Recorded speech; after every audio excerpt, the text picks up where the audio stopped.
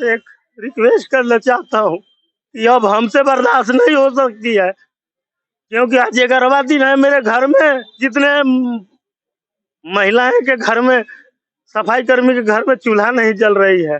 अब हम उग्र हो जाएंगे। झारखंड सरकार हाय हाय, झारखंड सरकार सफाई कर्मचारियों का शोषण करना बंद करो। झारखंड सरकार तुम्हारा तानाशाही नहीं चलेगा। झारखंड सरकार होश में आओ, झारखंड सरकार हाय हाय, इनकलाब जिंदाबाद। ये वो सफाई कर्मी हैं जो पूरे शहर की सफाई करते हैं और आज हड़ताल पे बैठे हैं। जो आपकी गंदगी को साफ करता है आज अपनी मांग को लेकर बैठा हुआ है, जो मांग बड़ी नहीं है, छोटी मोटी है। इनका इंश्योरेंस नहीं है, उसका इंश्योरेंस का दिमाग परमानेंट करने का। पहले से ये होता आया है कि ये लोग काम करते करते अपने परलोक को सुधार जाते हैं, लेकिन उनका परमानेंट नहीं होता। उनके बाल बच्चे पीढ़ी दर पीढ़ी ये काम कर रहे हैं, लेकिन अभी तक परमानेंट नहीं हुआ। ऐसे छोटे छोटे मांग को लेकर के ये धरना पे बैठे हैं, प्रदर्शन कर रहे हैं। इन्होंने वित्त मंत्री को भी ज्ञापन सौंपा और मुख्यमंत्री के कान तक भी ये बातें पहुंच चुकी है, पर पता नहीं क्या कारण है कि अभी तक इनकी मांग को सुनी नहीं जा रही है। शहर में आलम यह है कि गंदगी का अंबार लगा हुआ है। बरसात का समय है, बीमारियां जब होगी तो क्या करेगा सरकार और क्या करेगा निगम। तो जल्द से जल्द इनकी मांगों को सुना जाए, इनको चुना जाए और इनके मांग को मान के इनके हड़ताल को तोड़ा जाए, ताकि आम इंसान की ज़िंदगी जो तितर बितर हो चुकी है वो अपने पटरी पे आ जाए और वो स्वस्थ ज़िंदगी जीने के लिए तत्पर रहे। वैसे तो सरकार करोड़ों रुपए स्वास्थ्य के जागरूकता पे खर्च कर देती है, लेकिन आज चाहे वो नली हो चाहे वो सड़क हो, हर जगह गंदगी का अंबार लगा हुआ है। हेमंत जी, कान खोलिए, सुनिए और इनकी बातों को मान लीजिए, नहीं तो दिन बहुत नज़दीक है। इनका कहना है वो आप समझ ही रहे हैं और जान रहे हैं। आइए सुनते हैं इनकी बात। से एक रिक्वेस्ट करना चाहता हूँ कि अब हमसे बर्दाश्त नहीं हो सकती है, क्योंकि आज 11वां दिन है। मेरे घर में जितने महिलाएं के घर में, सफाई कर्मी के घर में चूल्हा नहीं जल रही है। अब हम उग्र हो जाएंगे। जब इंसान के बच्चों पे और उसके पेट पे बन आती है तो वो कुछ करने के लिए तैयार हो जाते हैं। देखिए, सफाई कर्मी आज 11वां दिन के हड़ताल पे हैं। यहाँ जनप्रतिनिधि भी मिलने आए हैं, समाज सेवी भी आए हैं, कोमल कुमार, अंकु भी आए हैं। कोमल जी, आज नगर निगम में क्या कारण है नगर निगम आना? शहर में दिन ब दिन कचरे का अंबार भरा जा रहा है। नगर निगम प्रबंधन की तरफ से कोई पहल नहीं की जा रही है। हमारे वार्ड के जितने भी लोग हैं, नागरिक हैं, शहर के जितने भी लोग हैं, दोस्त है, युवा है या जितने भी हमारे गार्जियन हैं, अभिभावक हैं, सभी लोग इस चीज़ के लिए मुझसे बात कर रहे हैं, पूछ रहे हैं कि इतना कचरा का अंबार लगा हुआ है, आखिर कब साफ होगा, कब सफाई होगी। बीमारियां बढ़ रही है, बारिश का दिन है और कचरा घर घर पहुंचता चला जा रहा है, कीचड़ हर जगह हो रहा है और मौसमी बीमारी तो आप जानते ही हैं किस तरह का फैलती है। मलेरिया है, डेंगू है, साथ ही साथ कई जानलेवा बीमारियां, मंकी पॉक्स वगैरह भी आ गई हैं और कई भी संक्रामक बीमारियां आ चुकी हैं। उन सारे से परेशानियों को निपटान का एकमात्र उपाय साफ सफाई है और कचरा प्रबंधन की सही व्यवस्था है, लेकिन वो सारी चीजें अभी हो नहीं पा रही हैं। उसी के संदर्भ में मैं यहाँ आया हुआ था। देख रहे हैं कि सफाई कर्मचारी अपने मांगों को लेकर के हड़ताल पे हैं, इसके लिए क्या कहना? कि सफाई कर्मचारियों से मेरी बात हुई इस बाबत और जहां तक उन्होंने बताया इसके बारे में, उनकी मांग बिल्कुल वाजिब और जायज लगी मुझे, क्योंकि जो लोग इतने दिनों से काम कर रहे हैं आपके नगर निगम क्षेत्र में, आपने कोरोना का युद्ध उनके बदौलत ही जीता।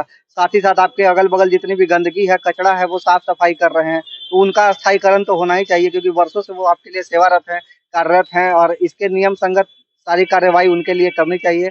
उनके समर्थन में मैं खुद हूँ। क्या मांग है उनकी? अगर जीवन बीमा की मांग कर रहे हैं तो बिल्कुल वाजिब है और सही है।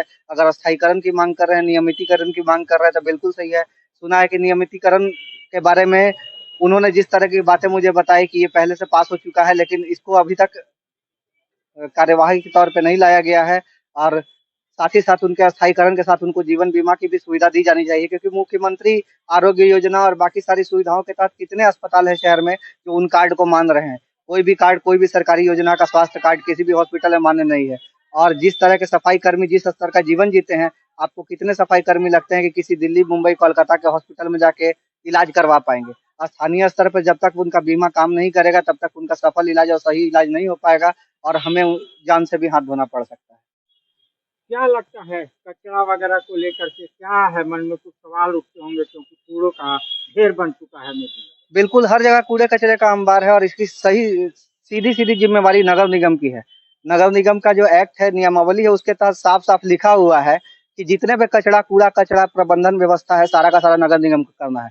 नगर निगम संसाधन व्यवस्था या फिर बजट की कमी का हवाला देकर कचरा प्रबंधन से मुँह नहीं मोड़ सकती, उसको नकार नहीं सकती है। हर हाल में कचरा प्रबंधन की व्यवस्था नगर निगम को करनी है। साथ ही साथ आउटसोर्सिंग जो जिम्मा लगाया गया है, जो टेंडर जिन लोगों को दिया गया है, वो लोग कितना पैसा सफाई कर्मियों को दे रहे हैं। न्यूनतम जो वेतनमान है वह कम से कम 12,000 रुपए है। अकुशल श्रमिकों को उतना देना है आपको, कुशल श्रमिकों को 15 से 16,000 रुपए देने हैं और जो उच्च कुशल श्रमिक है उन लोगों को 17,000 रुपया देना है। लेकिन कितने के अकाउंट में होता जा रहा है? 5-6,000 7,000 मिलता है, बाकी आउटसोर्सिंग कंपनी रख लेती है। साथ ही साथ जो वेस्ट मैनेजमेंट सिस्टम है, उसके तहत यह नियम भी बनाया हुआ है कि कचरों को वर्गीकृत करना है। जो इतना भी कचरा रिसाइकल किया जा सकता है, पुनर्निर्मित किया जा सकता है, जिनका दोबारा बनाया जा सकता है, दोबारा रिसाइकल किया जा सकता है, उन कचरों को अलग करना है आपको। और जो बायोडिग्रेडेबल हैं, जिनका निम्नीकरण किया जा सकता है, उनको आपको मिट्टी में दबाना है। यहाँ डंपिंग यार्ड चुन लिया गया है, शहर से बाहर, शहर के बीच में उठाया जाता है, कचरा सारा डाल दिया जाता है। जब आपको कचरा प्रबंधन के लिए, व्यवस्था के लिए, इनको वर्गीकरण करने के लिए अलग से पैसा मिल रहा है, आप वर्गीकृत क्यों नहीं कर रहे? इससे शहर में या जिस क्षेत्र में आप रखेंगे, आने वाले समय में पूरा शहर, पूरा निगम क्षेत्र महामारी का घर बन जाएगा और बहुत सारी जानें गंवानी पड़ेगी। हमारे जो संविधान है, उसमें अनुच्छेद 21 में साफ-साफ इसके बारे में लिखा गया है कि हर व्यक्ति को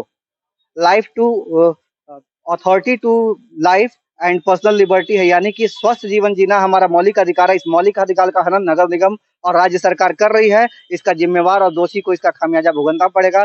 जल्द से जल्द सफाई कर्मियों का अस्थायीकरण किया जाना चाहिए, नियमितीकरण किया जाना चाहिए, बीमा उनको दिया जाना चाहिए। जितनी मांगे पूरी करके तत्काल प्रभाव से सबसे पहले आउटसोर्सिंग को निरस्त करना चाहिए और उसके बाद उनको अस्थायी करके उनकी सारी मांगों को पूरा करके शहर में सफाई पुनः बहाल की जानी चाहिए। धन्यवाद। आज हड़ताल का है 11वां दिन, शांतिपूर्ण प्रदर्शन। आपने वित्त मंत्री को भी ज्ञापन सौंपा, कल नेता प्रतिपक्ष अमर बाबी को भी ज्ञापन सौंपा, क्या है बताइए थोड़ा। मैं कल एक उम्मीद के साथ माननीय नेता प्रतिपक्ष अमर कुमार बावरी जी को मैंने एक अपना आवेदन दिया हूं, जो कि मेरा आवेदन जायज है। मैं आज 11वें दिन का हड़ताल से मैं बेकाब हो चुका हूं। ये सरकार, निकम्मी सरकार, मुझे रोडे से मजबूर कर दी है, जो कि निचले स्तर की सरकार है। और हेमंत जैसे मुख्यमंत्री जब आते हैं तो मैं रात दिन एक कर देता हूँ। न सोने का चैन रहता है, न खाने का चैन रहता है, न बैठने का चैन रहता है। आज निकम्मी सरकार, ये झूठी सरकार हमको, ये गठबंधन की सरकार नहीं, ये ठगबंधन की सरकार है। हमको लगता है कि जिन जिन लोगों को इन्होंने ठगा है, वो तो आपको दिखाई ही देता होगा पत्रकार महोदय, कि इनसे अलग होते जा रहे हैं। हमको लगता है कि हम लोग सभी कर्मचारियों को इनके सरकार से हम लोग के भी अलग होना पड़ेगा, क्योंकि हम 11वें दिन के हड़ताल में आज रोने पर मजबूर कर दिए हम सभी कर्मचारियों को। आज हमारी सब कर्मचारियों का आप घर देखिएगा कि घर झोपड़ी है, न इनकी जाति बन सकती है, न आवास बन सकती है उस झोपड़ी में। मैं सरकार से मांग करता हूं कि इन सब कर्मचारियों को अस्थायी किया जाए। अस्थायी कर दीजिएगा तो नियमित वेतन होगा, तो ये घर बना लेंगे और इनकी जो है जाति नहीं बन पाता है, आवासीय नहीं बन पाता है, क्योंकि झुग्गी झोपड़ी में ना कोई खतिहान है, ना कुछ है। मैं सरकार से यही मांग करता हूं कि आप नियमित कर दीजिए, 10 लाख के बीमा कर दीजिए। अब एक अस्थायी रहने के लिए इन लोग के बिल्डिंग कर दीजिए, बिल्डिंग बना दीजिए, जो कि सफाई कर्मचारी उस बिल्डिंग में रहे। आज़ादी के बाद आज तक कोई सरकार हम लोग के बात नहीं सुनी। आज आज़ादी के लगभग 85 वर्ष हो चुके हैं और जब सरकार का ट्रीटमेंट आता है तो सबका साथ और सबका विकास, मगर आज हेमंत जी का ट्रीटमेंट हमको तो लगता है कि सबका साथ नहीं, अपना विकास और सबका विनाश लेकर और अपना सरकार चला रहे हैं। एक रिक्वेस्ट करना चाहता हूँ ये अब हमसे बर्दाश्त नहीं हो सकती है, क्योंकि आज 11वां दिन है। मेरे घर में जितने महिलाएं के घर में, सफाई कर्मी के घर में चूल्हा नहीं जल रही है। अब हम उग्र हो जाएंगे। पेट के लिए आदमी क्या नहीं करता है, जो कि हम उग्र हो जाएंगे और ये सरकार को खमियाजा भुगतना पड़ेगा। मैं इतना ही कहकर